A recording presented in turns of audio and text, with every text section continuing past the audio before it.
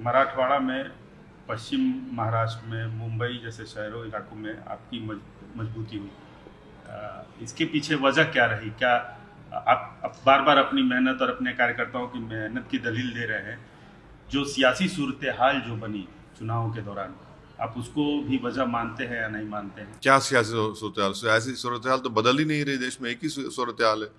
उसमें तो उससे क्या करना है? अगर आप इलेक्शन से पहले काम नहीं करेंगे, इलेक्शन कैंपेन अगर आप दिन रात एक नहीं करेंगे, इंटेंसिव कैंपेन नहीं करेंगे। मिसाल के तौर पर औरंगाबाद में एक हमारे जो पार्टी के अपोनेंट्स है, एक माहौल बनाने की कोशिश किए और वो पूरा माहौल उन्हीं को शिकस्त हुई। तो जब तक आप जाएंगे नहीं और दूसरे पार्टियों के गलतियों का फ़ायदा नहीं उठाएंगे तो फिर कैसा होगा? अबू आजमी के इलाके मानखुर्द में भी आप जीते हैं।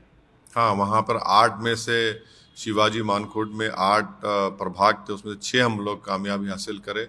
और मैं इसका क्रेडिट देता हूँ जनाब अहमद बलाला साहब, जो वहाँ के ऑब्जर्वर थे, और वहाँ के हमारे अतीक साहब जो वहाँ के प्रेसिडेंट हैं। उन्होंने अच्छे उम्मीदवारों का सिलेक्शन किया और मैं सलाम करता हूँ, शुक्रिया अदा करता हूँ वहाँ की जनता को कि उन्होंने बड़े ही बेपनाह मोहब्बत के ज़रिए हमको वहाँ पे कामयाब किया। बल्कि एक उबाले साहब, हमारे दलित उम्मीदवार भी वहाँ से कामयाब हुए।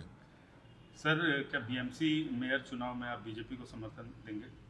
देखिए प्रमोद साहब, ये हो ही नहीं सकता। समंदर के दो किनारे कभी एक नहीं हो सकते।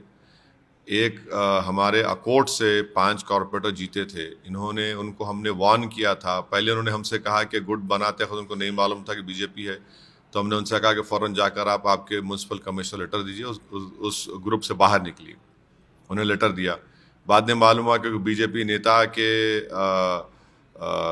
बेटे को उन्होंने कोऑप्शन में तायद की, तो इम्तियाज जलील साहब ने उनको पार्टी से सस्पेंड कर दिया।